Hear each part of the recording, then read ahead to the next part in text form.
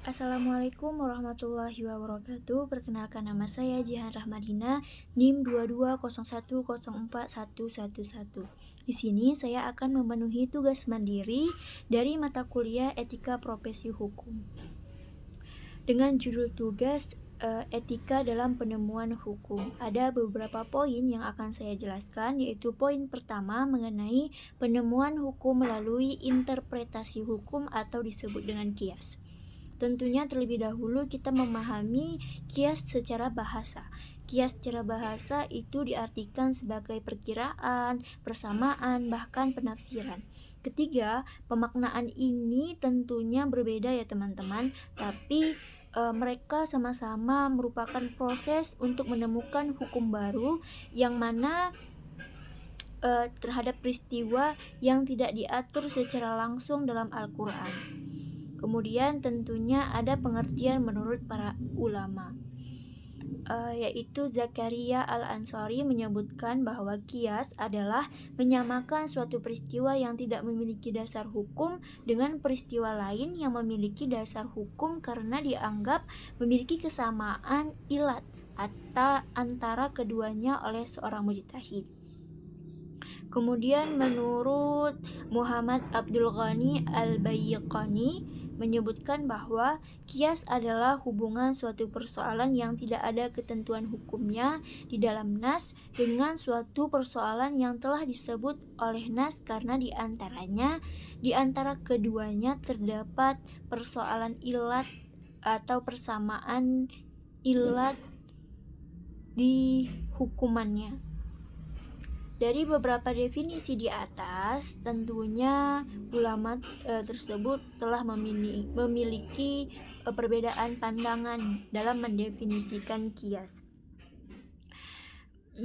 Mereka sepakat bahwa tidak dalam posisi untuk menentukan dan membuat hukum, akan tetapi hanya dalam kualitas untuk menemukan, menyikapkan, dan menjelaskan hukum yang sudah ada namun belum jelas nasnya. Kemudian teman-teman, ketika kita berbicara pengertian kias, tentunya kita harus mengetahui terlebih dahulu unsur-unsur dalam kias tersebut, yaitu ada al-furu', al-far'u, atau peristiwa baru yang tidak ditemukan ketentuannya baik dalam Al-Quran, hadis, maupun konsensus ulama atau ijma'. Yang kedua, unsur kedua itu ada al-aslu, peristiwa lama yang sudah memiliki ketentuan dan dijadikan sandaran persamaan dari al-far'u. Kemudian yang terakhir ada hukmu al-aslu, suatu hukum yang telah ditetapkan pada al-aslu. Kemudian poin keempat adalah sifat yang menjadi titik persamaan antara al-far'u dengan al-aslu sehingga keduanya dianggap sama. Dari unsur-unsur yang telah saya sebutkan tersebut, tentunya saya akan memaparkan contoh dari penerapan unsur tersebut. Contohnya itu dalam kasus bir yang diharamkan karena dianggap sama dengan khamar yang sama-sama memabukkan. Jika diuraikan, maka khamar adalah al-aslu karena sudah memiliki ketentuan hukum, sedangkan bir adalah al-aslu yang tidak memiliki ketentuan hukum dan disamakan dengan khamar. Haram adalah hukmu al-aslu yang berasal dari Al-Quran, surah Al-Maidah ayat 90. Sedangkan memabukkan itu adalah ilah, sifat yang menjadi persamaan antara khamar dan bir. Kemudian untuk poin pembahasan yang kedua itu berjudul adab dalam melakukan kajian terhadap Al-Quran dan Sunnah, atau bisa disebut dengan ijtihad tahrizal manat. Etika menafsirkan Al-Quran adalah poin-poinnya akan saya sebutkan di bawah, yaitu poin pertama, memiliki niat yang baik dan tujuan yang benar. Yang kedua, berakhlak yang baik, taat dan beramal, berakhlak jujur dan teliti dalam penukilan, tawadhu dan lemah lembut, berjiwa mulia, dan menjauhkan diri dari hal-hal yang remeh, vokal dalam menyampaikan yang benar atau hak, berpenampilan baik yang menampakkan wibawaan. Yang selanjutnya bersikap tenang dan mantap dan tidak tergesa-gesa. Yang poin selanjutnya mendahulukan orang lain yang lebih utama daripada diri sendiri. Yang terakhir mempersiapkan dan melakukan langkah-langkah penafsiran secara baik. Untuk pembahasan yang ketiga itu mengenai adab dalam melakukan kajian terhadap pemikiran tokoh. Di sini ada 2 poin yang secara garis besar yang saya ambil mengenai adab dalam melakukan kajian terhadap pemikiran tokoh, yaitu yang pertama, diskusi tanpa debat kusir. Artinya di sini penuntut ilmu hendaknya berdiskusi dengan baik dan menjauhi debat kusir karena itu merupakan bencana. Diskusi yang baik akan menampakkan mana yang benar dan mana yang batil, mana pendapat yang kuat dan mana pendapat yang lemah. Diskusi yang baik harus dianggun di atas landasan saling menasihati, kelemah lembutan, dan penyebarluasan ilmu. Kemudian poin yang kedua itu ada mudzakarah ilmiah. Penuntut ilmu hendaknya melakukan muzakarah atau bertukar pikiran dan tanya jawab bersama penuntut ilmu lainnya. Karena hal itu dapat mengasah otak dan memperkuat daya ingat. Hendaknya ia melakukan muzakarah dengan sikap objektif, penuh kelembutan, serta menghindari sikap tidak adil dan provokatif dan serampangan. Dan poin pembahasan yang terakhir itu mengenai adab dalam menukil pendapat. Di sini kita sama-sama sudah mengetahui bahwa adab itu lebih penting dari ilmu. Namun demikian bukan berarti seseorang dituntut hanya beradab kemudian mengabaikan pentingnya ilmu. Karena antara adab dan ilmu mempunyai hubungan atau korelasi yang tidak dapat dipisahkan. Menurut Yusuf bin Al-Husain rahimahullah berkata, dengan adab engkau akan memahami ilmu dan dengan ilmu amalanmu menjadi benar. Dan seorang penyair juga berkata, carilah ilmu dan perindahlah cara menuntutnya, dan ilmu tidaklah dapat diraih kecuali dengan adab. Jadi antara ilmu dan adab tidak bisa dipisahkan. Seseorang tidak boleh hanya mementingkan ilmu kemudian dia meninggalkan adab dan akhlak. Dan begitu juga sebaliknya, seseorang tidak boleh hanya mementingkan adab kemudian meninggalkan ilmu. Hal ini diungkapkan oleh Abu Zakaria An-Anbari rahimahullah. Artinya keduanya itu harus seimbang. Jika kita memiliki ilmu, maka kita harus memiliki adab.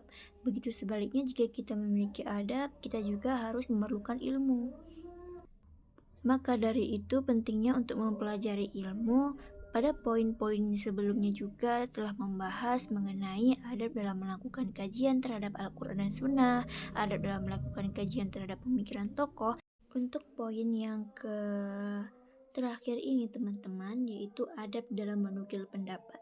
Secara garis besar itu menukil adalah memungut, mengambil karya milik orang lain atau tulisan milik orang lain. Di dalam Islam sendiri adab dalam hal ini udah diatur teman-teman. Ada 4 poin yang saya kutip secara garis besar. Yang pertama itu amanah ilmiah. Amanah ilmiah di sini penuntut harus benar-benar menghias diri dengan sifat amanah ilmiah, baik amanah dalam belajar, mengemban ilmu, mengamalkan, menyampaikan maupun menunaikan ilmunya. Kejayaan suatu umat tergantung pada baiknya amal, kemudian baiknya amal bergantung pada benarnya ilmu, dan benarnya ilmu akan diraih jika orang-orang membawa ilmu adalah orang-orang yang amanah, baik amanah dalam menyampaikan ilmu maupun amanah dalam menjelaskan dan mengutipnya. Yang selanjutnya itu ada poin kejujuran. Syekh Bar radhiyallahu anhu menjelaskan bahwa kejujuran merupakan tanda kewibawaan, kemuliaan jiwa, kejernihan hati, ketinggian cita-cita, kecerdasan akal, pengantar cita kepada makhluk, kebahagiaan kelompok, dan penjagaan agama. Penuntut ilmu hendaklah belajar kejujuran sebelum mempelajari suatu ilmu. Imam Auza'i radhiyallahu anhu berkata, "Belajarlah kejujuran sebelum engkau mempelajari ilmu." Artinya, sifat jujur sangatlah penting dalam kita beradab untuk menukilkan pendapat milik orang lain, teman-teman. Untuk poin selanjutnya itu ialah memperdalam pemahaman dengan menyimpulkan masalah-masalah furuk berdasarkan kaidah-kaidah. Artinya di sini penuntut ilmu hendaklah berhias dengan mengamati dan memikirkan, memahami secara mendalam sehingga bisa melampaui tahapan ahli fikih menuju orang-orang yang memahami secara mendalam masalah kejiwaan tentunya. Penuntut ilmu hendaklah berusaha memahami secara mendalam terhadap nas-nas syariah atau ayat-ayat Al-Quran, mencermati hal-hal yang berhubungan erat dengan penetapan hukum syariat dan memperhatikan tujuan-tujuan syariat, karena orang ahli fikih adalah orang yang mampu menyimpulkan hukum atas suatu permasalahan yang tidak ada nas mengenainya. Dan poin terakhir itu membangun rasa tanggung jawab penuntut ilmu. Salah satu indikator penuntut ilmu meraih ilmu yang bermanfaat adalah ketika seseorang penuntut ilmu mampu memberikan manfaat akan ilmu yang ia peroleh kepada orang lain, mampu memberikan manfaat kebaikan dari ilmu yang dipelajarinya, baik bagi dirinya maupun untuk orang lain. Penuntut ilmu yang benar-benar menerapkan adab belajar akan lebih bertanggung jawab terhadap ilmu yang ia miliki. Mereka akan terdorong untuk mengamalkan ilmu tersebut dan menyebarkannya kepada orang lain, sehingga ilmu yang diperoleh tidak hanya bermanfaat untuk diri sendiri, juga untuk masyarakat. Mungkin hanya ini yang dapat saya sampaikan. Billahi taufiq wal hidayah. Jika ada kesalahan mohon dimaafkan. Assalamualaikum warahmatullahi wabarakatuh.